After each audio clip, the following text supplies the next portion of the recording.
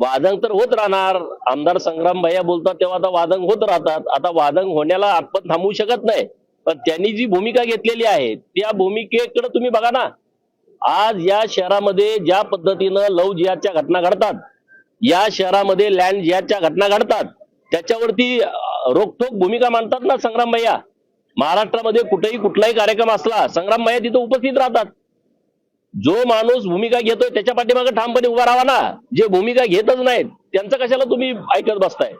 जे कुठल्याही परिणामाचा विचार न करता, मताचा न विचार करता जे राष्ट्रहिताची भूमिका संग्राम भैया जगताप घेतायत, महेश दादा लांडगे घेतायत, आमचे महाराज घेतायत, त्यांच्या पाठीमागे तुम्ही ठामपणे उभं राहा. कुणाला काय बोलावं याच्याशी आम्हाला देणं घेणं नाही. पण आम्ही जी भूमिका मांडतोय ती लोकांच्या हिताची आहे, धर्माच्या हिताची आहे आणि देशाच्या हिताची आहे. संग्राम भैया सक्षम आहेत. ते नोटिसीला त्यांचा आता तो अंतर्गत मामला आहे, परंतु मी संग्राम भैयांच्या सोबत आहे. म्हणजे कालही होतो, आजही आहे आणि उद्याही आहे. आता त्यांचा पक्षातला अंतर्गत मामला आहे. मी त्याच्यावरती जास्त बोललो तर तो विषय वेगळ्या पद्धतीने जाईल. परंतु संग्राम भैया जे काम करतायत ते काम सर्वच आमदारांनी करण्याची आवश्यकता आहे.